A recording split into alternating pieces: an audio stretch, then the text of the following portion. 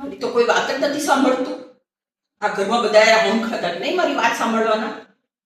અને આ નાની વહુ તો એની તો વાત જ જવા દો. એ આવી જ ને તાનો મારો દીકરો બિચારો કેવો થઈ ગયો છે. હીરા જેવો દીકરો, બધું મોઢા પરનું રજ ઉડી ગયું છે. અને આખો વખત આવી ત્યાંની નાયા વગર રસોડામાં બેસી જાય, આટલા ટૂંકા ટૂંકા બ્લાઉઝ પહેરીને ફરે, અને વાળ તો છૂટા જ બાંધવાની વાત જ નહીં. ચિત્રા જેવા વાળ લઈને અરીસાની સામે ઊભી રહીને ગુનગુનાવ્યા કરે છે. અરે પાણી ગરમ કરતા નથી આવડતું. કે છે કે અમે તો દાજી જવાય.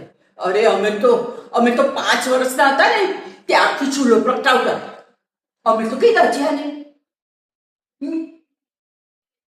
આવી શહેરની છોકરીઓને લઈને ઘરમાં રાખવી, તોબા બાપા તોબા.